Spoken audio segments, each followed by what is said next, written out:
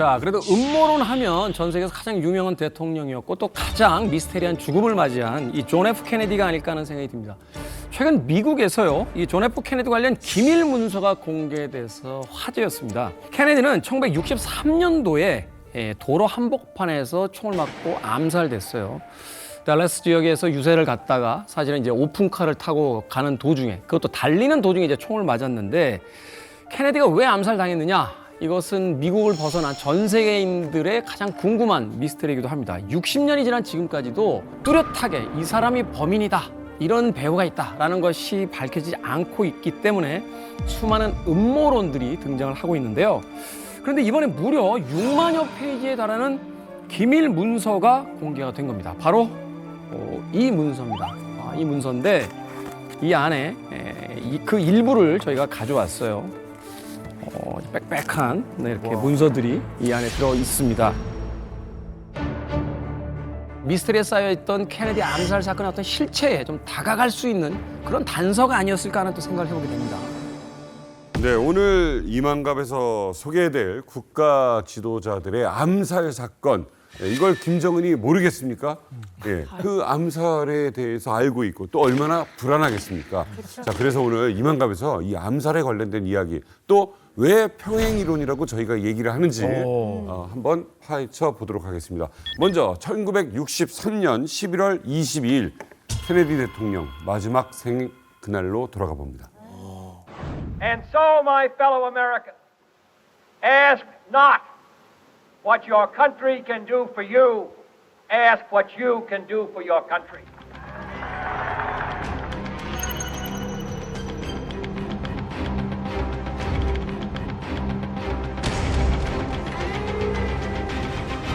Good afternoon, ladies and gentlemen. You'll excuse the fact that I'm out of breath, but about 10 or 15 minutes ago, a tragic thing, from all indications at this point, has happened in the city of Dallas. 야. 저걸 전하는 사람이 있잖아요. 이거 어떡하냐. 너무 놀랐을 것 같아요.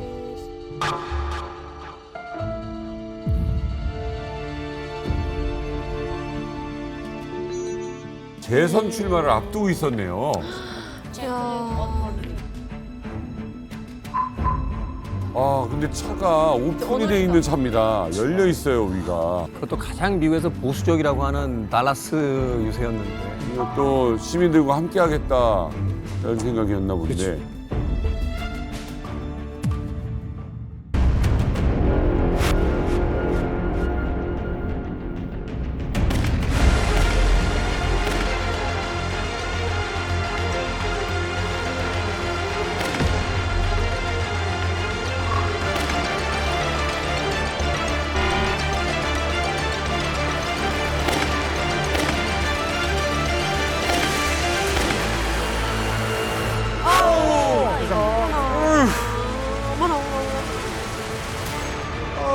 머리가 날아가.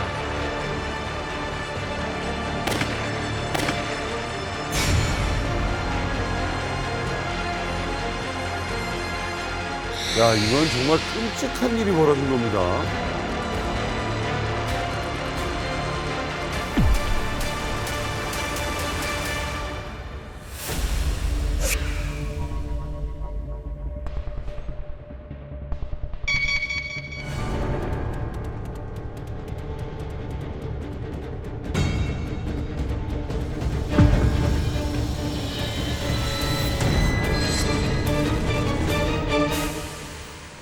사실은 지금까지도 이 전직 대통령의 암살 사건과 관련해서 가장 많은 미스테리와 의문점이 붙고 있는 사건이 바로 이 케네디 대통령 암살 사건이고요. 아직도 의문투성이가 많아요. 당시 이제 집권 3년 차였어요. 그러니까 이듬해에는 재선을 치러야 되죠. 그래서 사실은 케네디 대통령하고 제클린 여사가 댈러스로 간 거예요. 영상에서 보면 알겠지만 현대의 어떤 경호 개념에서는 굉장히 위험한 카 퍼레이드를 한 거예요. 카 퍼레이드를 하더라도 현직 미국 대통령은 오픈카를 타지 않습니다.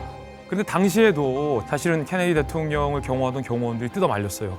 대통령 너무 위험합니다. 그래. 그래서 이 오픈된 카 퍼레이드는 안 됩니다. 그래도 어찌어찌 절충점을 본 게 카 퍼레이드 하면서 멈추지 않고 계속해서 행진한다는 거예요. 당시에 이 댈러스에 가서 시민들이 굉장히 이 케네디 대통령과 제클린 여사를 환호했어요. 지금까지 나와 있는 이 자료 화면을 보면 미국이 사랑하는 대통령이었거든요. 근데 절묘하게 케네디 대통령이 탑승한 차량이 코너를 돌자마자 미리 이 암살을 마음먹은 그 장소였던 거예요. 그 장소에 코너를 돌고 케네디가 모습을 드러내자마자 저격범이 총격을 가한 거거든요. 연이어서 처음에 총성 이후에 2번의 총성이 더 울렸어요. 그리고 목과 머리를. 그래서 이 피격을 당하고 나서 30분 안에 댈러스의 인근 병원으로 옮겨졌어요. 그러나 즉사를 했죠, 케네디 대통령. 사실 이제 코너에서 저격했다는 게 또 그 예상 가능했던 게 뭐냐면 이제 속도를 줄이는 구간. 직선에서 이제 코너를 돌면서 속도를 줄이는 구간에서 이제 가장 큰 위험이 있었는데 바로 거기서 정확하게. 그리고 사실은 이 코너라는 게 매우 중요한 게 위험한 게 경호의 사각지대가 순간 발생하거든요. 그러니까 앞뒤로 경호가 붙긴 하는데 코너를 꺾는다라는 것은 뒤에 오는 경호 인력들이 앞에 코너를 돌아서 사라진 경호 대상, 즉 VIP죠. 케네디 대통령과 제클린 여사의 차량을 육안으로 확인할 수가 없는 구간이거든요. 그 틈을 노린 거죠. 케네디가 암살범한테 저격당한 후에 이 상황이 얼마나 다급했는지 한 사진으로 딱 보일 수가 있어요. 이 제클린 여사가 하시는 거예요? 지금 트렁크 위로 기어 올라가고 있잖아요. 올라가 있는데 총알이 왔으니까 이 사람은 어디 도망가나 피해야 되겠다라고 쉽게 그렇게 볼 수는 있지만 하지만 이건 아니고 케네디의 일부 뇌가 날아간 조각을 주우려고 트렁크 위로 올라갔다는 말이 와 있습니다. 뭔가 잡고 있는 것 같은데요. 예. 그래서 이 극한 상황에서도 공포와 그걸 떠나서 정말 사랑과 슬픔을 이게 우러나서 자기의 남편의 일부 뇌 조각을 줍고 또 한면으로는 준 거 후에 자기가 케네디 뇌에 이걸 붙이려는 행동도 했다는 말도 있어요. 아니 그러니까 뒤에 있는 사람들을 보면 지금 이 총성을 다 인지를 하고 있다는 얘기네요. 지금 뭔가 다들 지금 다 쓰러져 있고 막. 앞에 또 차 앞에 운전수와 그 경호는 고개 숙이고 뒤에 이제 쫓아온 경호원이 트렁크로 올라타고 있잖아요. 그러네요. 그 케네디 대통령이 사실은 그 심한 디스크가 있어서 평생 고생을 했습니다. 그래서 사람들이 보는 앞에서는 아무렇지도 않게 행동했지만 사람이 보지 않을 때는 백악관 집무실에서도 목발을 짚고 이동을 했어요. 왜냐하면 우리 정상적인 척추는 S자인데 케네디 대통령은 일자였거든요. 그래서 요 앞에 있는 이 서류도 짚질 못할 정도로 아팠다고 해요. 근데 아까 보시면은 2번째 총알이 보시면 목을 관통해서 케네디 대통령이 이렇게 잡는 것을 보실 거예요. 근데 우리 같이 정상적인 S자 유연한 척추를 가지고 있으면은 이렇게 머리를 자꾸 움직이라고 그러잖아요. 그래서 리 하비 오스왈드가 3번째 총알을 명중을 못 시켰을 거예요. 근데 케네디 대통령은 척추가 굳어 있기 때문에 이렇게 잡고 계속 갔기 때문에 오스왈드가 3번째 총알을 머리에 명중시켰다. 그 말이 맞는 게 우리 봉 교수님 말씀하신 맞는 게 지금 총소리가 들림에도 불구하고 왜 이렇게 덕다운이라고 하잖아요. 팍 못 숙인 이유가 뭐냐면 그 디스크 때문에 당시에 케네디 대통령이 코르셋을 착용하고 있어가지고 몸을 못 숙였다라는 얘기도 있어요. 그러니까 이게 우연히 겹쳐가지고 대통령이 암살을 당합니다. 그런데 케네디 대통령이 타고 있는 자동차, 지금 오픈돼 있습니다. 열려 있는 차인데 지나가다가 암살을 당하는데 그것도 막 다다다닥 쏜 게 아니에요. 탕탕탕인데 정확하게 맞췄단 말이에요. 자, 지금부터 JFK 음모론 시작입니다. 진짜 궁금해요. 음모론이요. 일단은 범인이 리하비 오스왈드라고 알려져 있는 전직 해병대 출신의 20대 초반의 청년이었어요. 저 친구인데 지금 그 케네디 대통령을 저격한 곳이 어디냐면 텍사스 댈러스에 있는 엘름 광장 바로 뒤쪽에 있는 그 교과서 보관하는 창고였는데요. 6층 오른쪽에 있는 지금 저 방 있죠? 네. 저기 사각형. 저기서 케네디 대통령의 뒤쪽을 향해서 총을 발사했다라고 지금 알려져 있어요. 아직도 그 건물 그 자리가 있는 거네요. 아직도 있는 건물이 저기요. 일단 총을 뭘 썼냐면 카르카노 그 제식 소총이라고 해서 이탈리아가 2차 대전 때 그 육군이 썼던 제식 소총인데 옛날 거는 이게 그 카르카노 소총 같은 경우에 저희 같은 이 밀떡이 어떻게 분석하냐면 여기서부터 음모론이 시작이에요. 이게 당시 이탈리아군이 북아프리카에서 이제 그 더운 그 날씨에서 뛰어다니면서 쓰기 위해 가지고 굉장히 가볍게 만들었어요. 가볍게 만들고 구경이 작아요. 6mm 정도. 총알이 작다니. 총알이 작아요.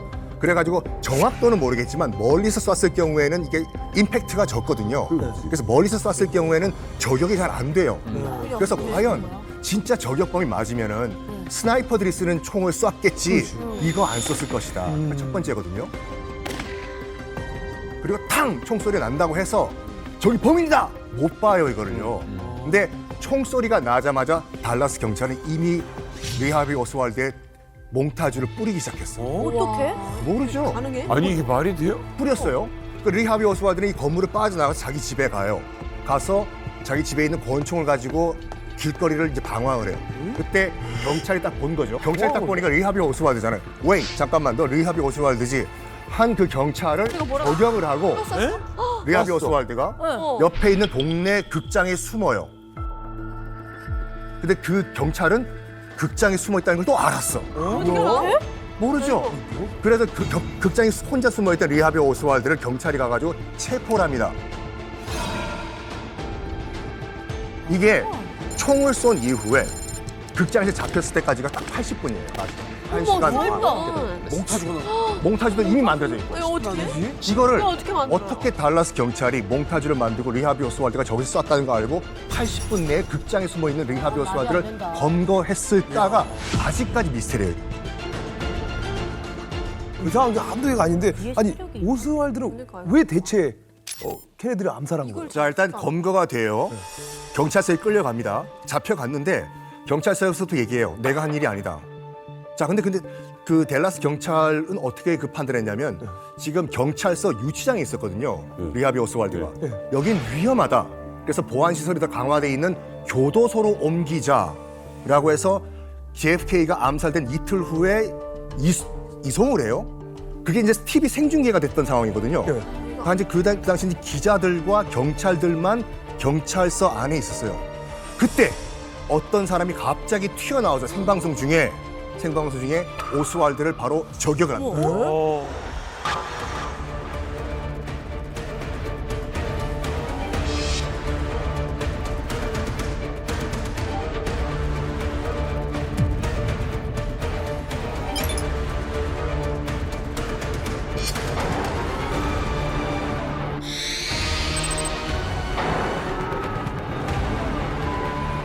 그냥 뛰어나와서 쏘죠. 바로 앞에 또 쏴요. 어머, 저 총을 다 가지고 다니는 아니 거지. 포기를 하고 자기 인생을 버리면서까지. 앞에서.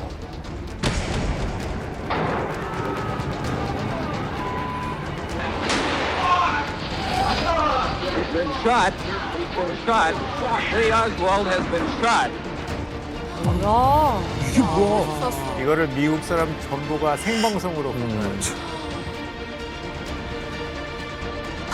잭 루비. 왜 죽었어 이 사람은 또?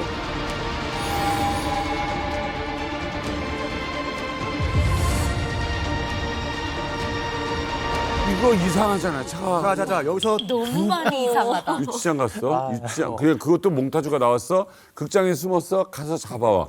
유치장에 있어. 얘 갑자기 갑자기 움직이래. 간대. 그래서 사람들한테 노출되게 하고 얘는 총 맞아 죽어. 여기서 두 번째 음모론이요. 저 총을 쏜 사람, 리하비 오스왈드를 쏜 사람이 잭 루비란 사람인데 잭 루비. 이게 말이 안 돼요. 이 경찰서가 최고 보안 상태였거든요. 허가를 받은 기자와 경찰관만 들어갈 수 있었어. 그렇죠. 근데 이 잭 루비는 경찰관도 아니고 기자도 아니었어요. 어떻게 들어갔어? 심지어 민간인이 총기를 가지고 어떻게 저기 들어갔냐. 말도 안 돼. 이것도 아직까지 미스테리예요. 어쨌든 리하비 오스왈드는 공교롭게도 JFK가 죽은 똑같은 병원에서 사망을 합니다. 사망 당했네. 사망 당한 거죠. 이야 아니 대체 이 잭 루비라는 사람은 정체가 뭔지 갑자기 나타나서 총을 쏜 거예요? 잭 루비의 정체는 그냥 평범한 사람이었습니다. 뭐 이러는 거야? 댈러스에서 나이트 클럽을 운영하는 사장이었어요. 그래서 오스월드를 저격한 직후에 이제 바로 현장에서 체포가 됐지 않습니까? 그래서 살해 동기를 물었는데 왜 죽였느냐라고 얘기를 했을 때 내가 평소에 케네디 대통령을 너무너무 존중했는데 그분을 살해한 놈을 내가 직접 응징하려고 했다라고 대답을 했던 겁니다. 그리고 나서 이분도 이제 수감이 됐죠. 그리고 나서 몇 년 후에 1967년에 감옥에서 폐암으로 사망을 합니다. 또 사망. 그러니까 이걸 딱 보니까 아니 이 암살에 그 열쇠를 주고 있는 사람들이 다 주고 둘 다 죽는 거 아닙니까? 그러니까 누가 봐도 이건 증거 인멸하려고 한 거 아니냐라는 의혹이 이제 일어나는 거죠. 아니고 다 죽어갑니다. 그리고 이 사람이 폐암인 거를 이미 알고 있는 사람이었다면 정확해요. 폐암이라고 하면 폐암 증거 엑스레이 같은 게 공개돼야 되잖아요. 공개가 안 돼요. 그리고 이 잭 루비가 죽을 때 이런 말 합니다. 내가 죽으면 너희들은 평생 그 미스테리를 모른다. 와.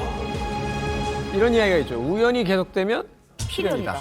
라는 이야기가 있죠. 사실은 그래서 이 미국이 가장 사랑했던 대통령이었고 그의 암살에 얽혀있는 여러 가지 사건들이 계속 미궁에 빠지잖아요. 가장 강력한 용의자이자 또한 가장 강력한 단서였던 이 오스왈드가 암살당한 상태. 자, 이때부터 무려 60년이 넘는 시간 동안 사건은 미궁으로 빠져들게 되는데 궁금하시죠? 너무 궁금해요.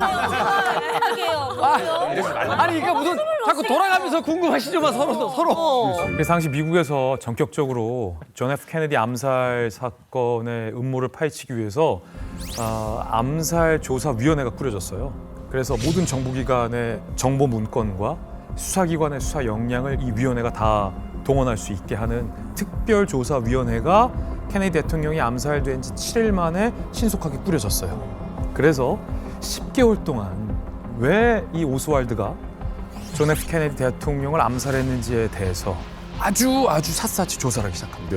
네. 그 10개월 동안 552명의 증인이 이 위원회에 불려 나와서 조사를 받았어요.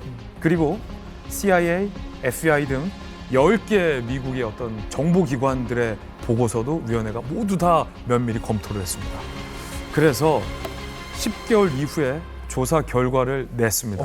케네디의 암살은 오스왈드의 단독 범행에 불과하고 그 배후에는 미국 국내 혹은 미국 국외에 어떠한 배후 집단도 없다라는 결론을 본인의 목숨이 위태롭다고 여겼던 쿠바의 피델 카스트로가 역으로 케네디 대통령 암살에 개입했다라는 음모론입니다. 일종의 보복을 하기 위한 쿠바 피델 카스트로의 암살설인 거죠. 저기 이봐요 김진님. 말을. 근데 이거는 너무한 게 뭐냐면 이 안에 그 나이트클 사장도 그렇고 좀 뭐 이런데 CIA나 그 몽타주 돌린 사람 이런 쪽으로 가야지. 왜 갑자기 가다 보면 카스트로로 가 이거. 아니, 다들 황당해 하시는데 사실 올해에 2025년도에 미국에서 공개된 정보가 있어요. 케네디 암살과 관련해서 이 쿠바 피델 카스트로를 미국 정보기관이 제거하려 했었던 탑시크릿이 올해 공개됐어요. 그래서 제가 이 올해 얼마 전에 공개된 미국의 기밀 문건을 제가 들고 왔어요.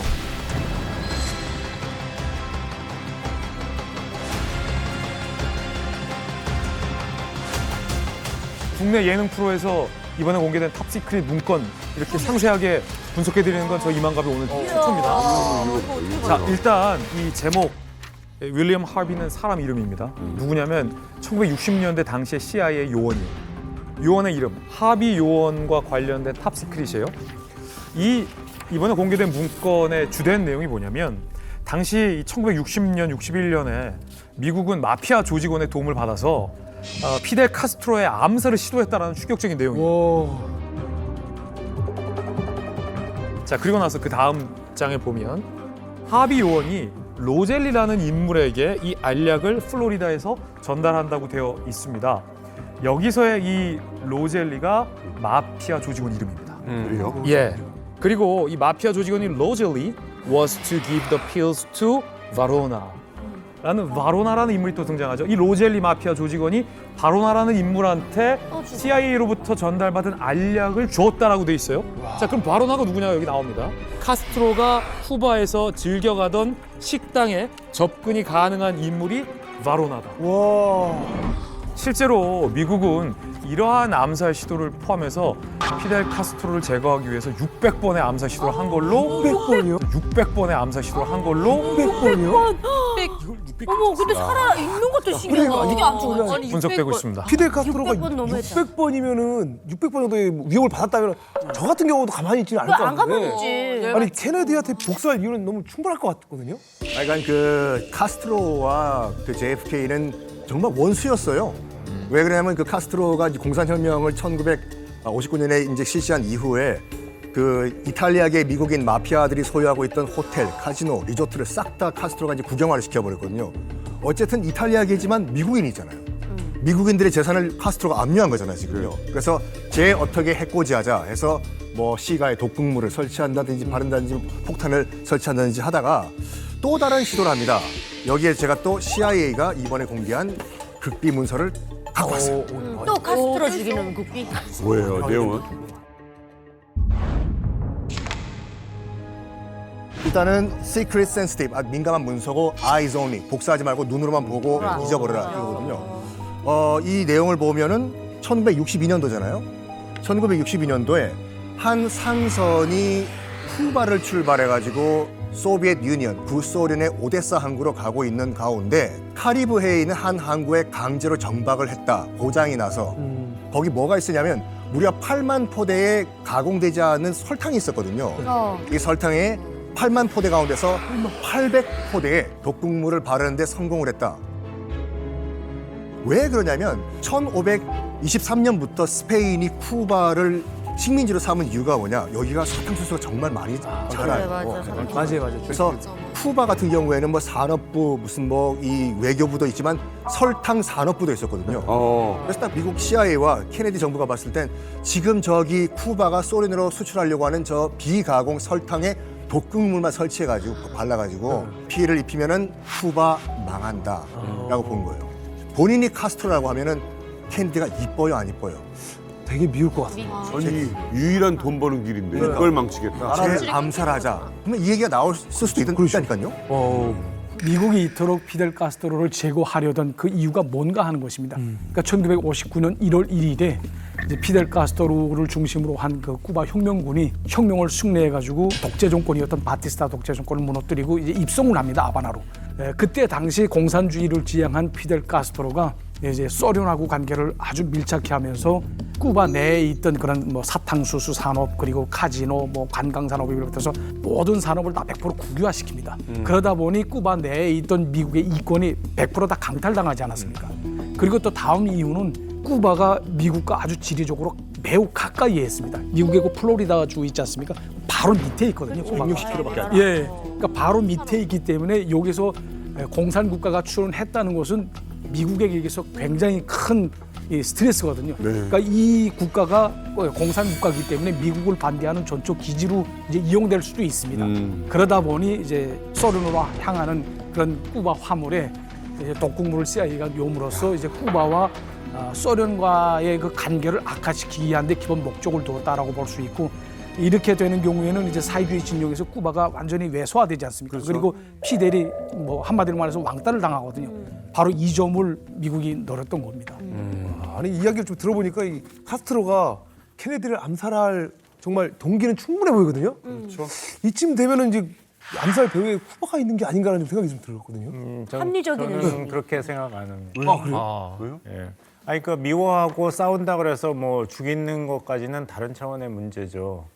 왜냐하면은 이미 카스트로는 케네디한테 1대0으로 앞서고 있었거든요. 그러니까 암살까지 시도할 절박함이 없었어요. 왜냐하면 그 혁명에 성공을 했고 또 피그만 베이 사건, 피그만의 그 쿠바에서 탈출한 반카르스토 세력을 훈련시켜가지고 쿠바를 다시 전복시키겠다는 계획이 무참히 실패했어요. 그래서 케네디의 정권 위기까지 왔는데, 그렇다면 카스트로 입장에서는 벌써 케네디 정부한테 한 방을 매긴 것이었고, 그러니까 암살까지 시도할 이유가 없죠. 개연성이 없고, 두 번째는 쿠바 미사일 위기가 겨우 제3차 세계대전을 피하고 봉합이 됐는데 미국 대통령을 암살하는 강수를 둔다? 와, 이거 핵폭탄 맞지?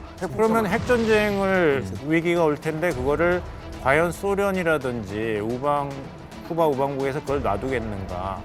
그리고 세 번째, 케네디만 카스트로를 미워한 게 아니에요. 그럼 케네디를 암살했다고 칩시다. 그럼 그 다음 미국 대통령은 케네디 암살되고 나니까 쿠바는 그냥 평화롭게 살게 놔두나요? 아니면 오히려 더 복수를 할까요? 복수하겠죠. 맞아. 왜냐하면 9.11 사태, 미국의 그 테러 공격은 조지 W 부시 대통령 때 2001년에 발생했는데 오사마 빌라딘을 끝까지 추적해서 살해한 거는 오바마 민주당 대통령이었어요. 끝까지 간다예요. 오히려 카스트로의 쿠바가 우리 미국 대통령을 암살했다 그러면은 미국이 복수를 더 할 텐데 그걸 왜 카스트로가 시작을 하겠어요? 리스크를 그러네요. 그런에 또 주목을 해봐야 합니다. 또 그건 왜요? 바로 뭐냐면은 네.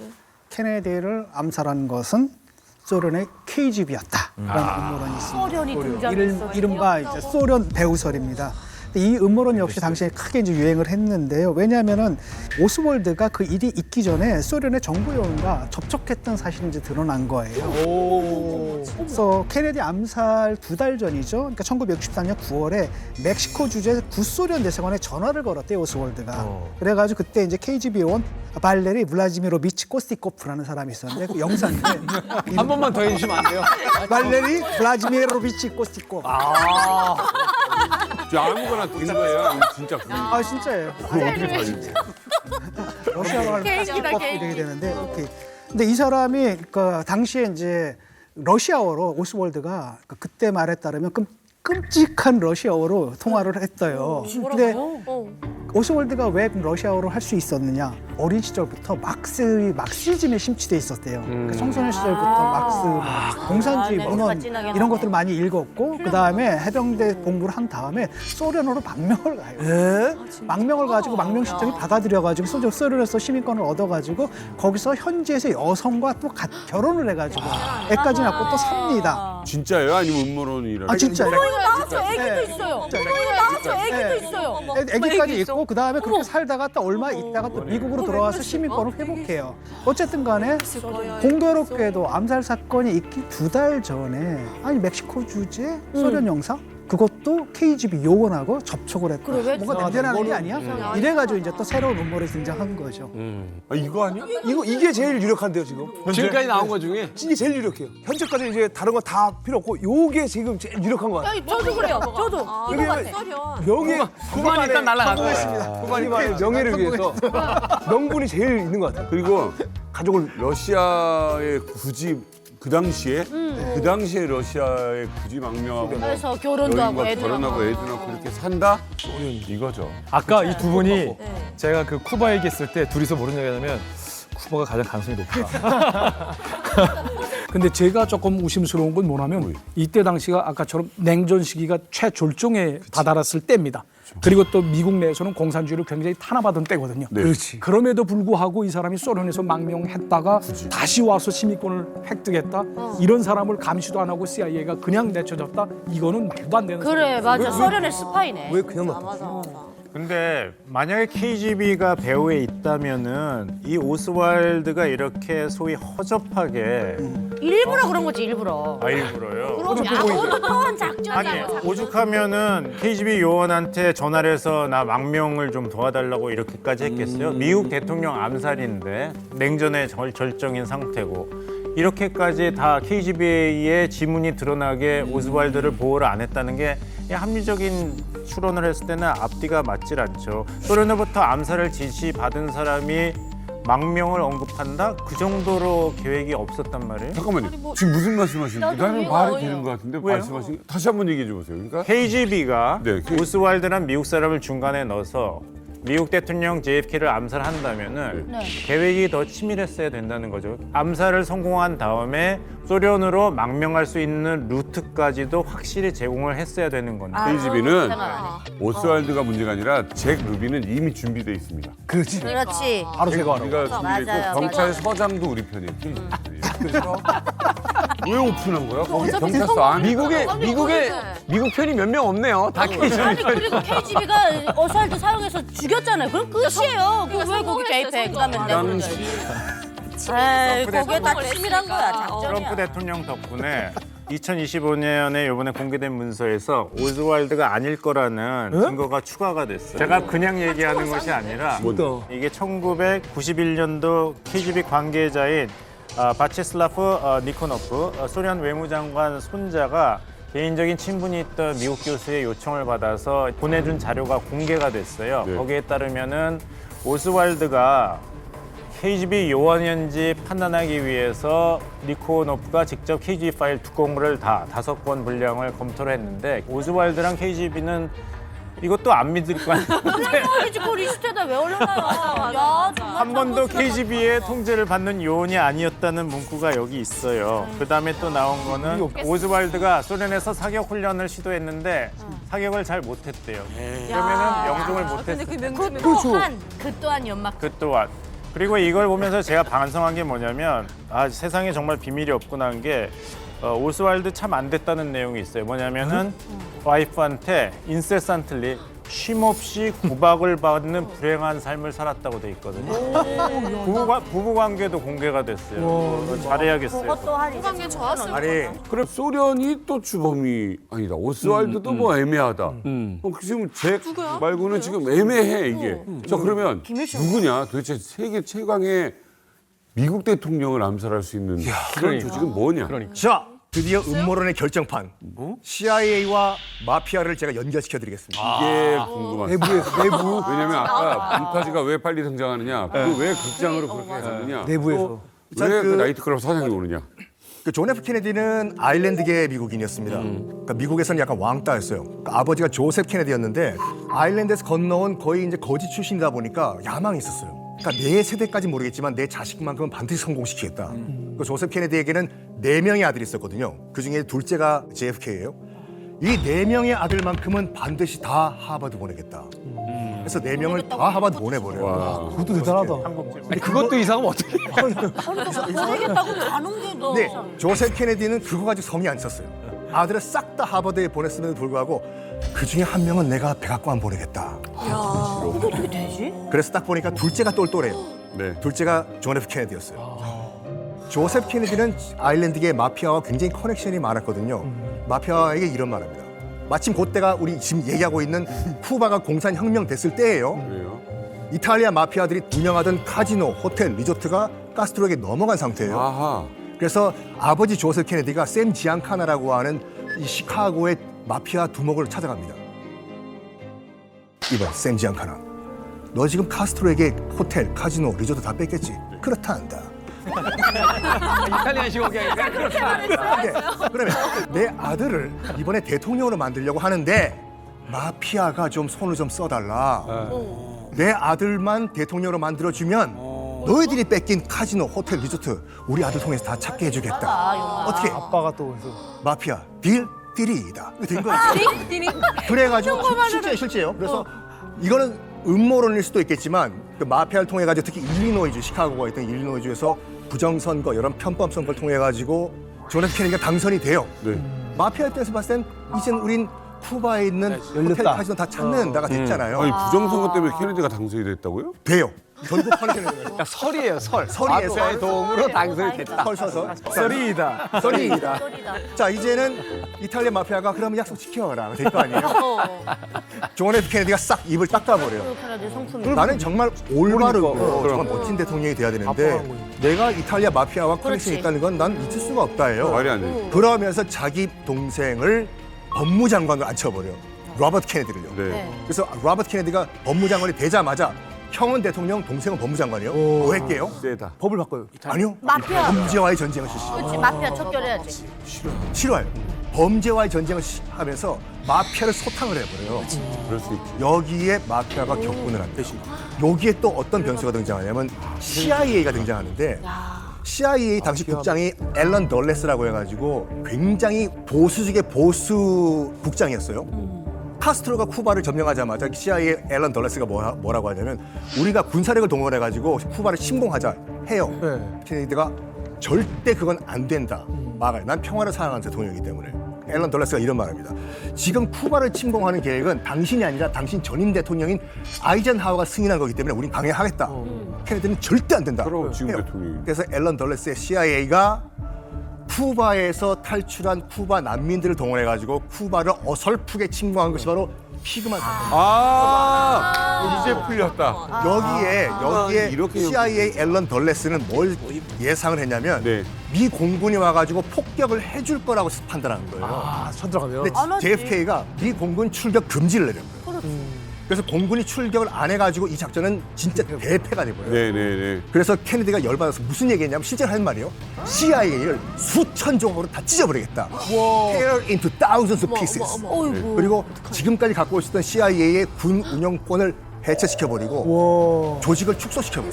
여기에 CIA가 젊은 대통령 저거 안 되겠네.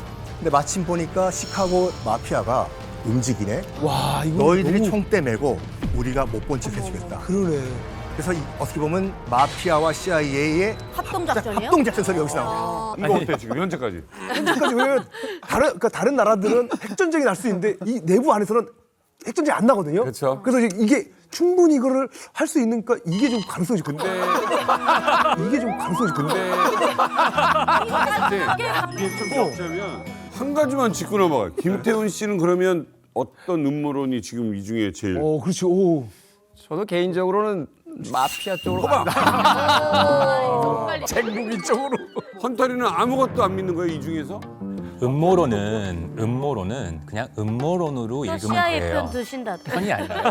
자, 그러면 근데 그런 입장이지만 여기 지금 나와준 분들이 너무 이런 음모론에 대해서 흥미진진하게 말씀해 주시고 이런 게 되니까 저도 모르게 약간 기가 흘리면서 설득이 되더라고요. 네, 약간 모르게 그건 팩트예요. 하지만 음모론은 음모론이지만 근데 이 중에서 나도 제일 가능성이 있다. 제일 현실적으로 네, 퍼센티지가 이런 거 높다라고 제가 만약에 하나를 픽한다면은 암살 배후에는 마피아가 있는 게 아닐까라는 게 그게 돼요. 왜냐하면 우선 말씀하신 것처럼 케네디가 은밀한 마피아의 지원이 받았다는 거는 팩트가 있어요. 그런 연결고리가 있다는 거를. 그다음에 케네디의 동생 로버트가 법무부 장관 될 때 범죄와의 전쟁을 일으킨다는 거죠. 근데 그거는 지원을 받았는데 마피아 입장에서 생각을 바꿔 생각하시면은 저 자식 야 화장실 갈 때하고 나갈 때하고 마음이 다르네. 야 나한테 도와달할 때 언제고 이제 들어가니까 너 나한테 지금 이럴 수가 있어? 그러니까 이런 리벤지 복수하려고 그런 마음을 갖고 마피아가 암살 계획을 한다는 동기가 된다는 건 충분하다고 저는 볼 수 있습니다. 참 어렵다. 자, 미국뿐만이 아니라 현대사에서 가장 충격적인 암살 사건 중에 하나인 존 F 케네디의 죽음. 장례식장에서 화제가 됐던 장면이 있죠. 많은 사람들의 마음을 울컥하게 만들었던 장면이었는데요. 당시 3살배기였던 존 F 케네디 주니어가 아버지의 관을 향해서 거수 경례를 하는 모습입니다. 하필이면 또 이날은요, 이 존 F 케네디 주니어의 생일이어서 보는 사람들의 마음을 더 아프게 했다라고 합니다.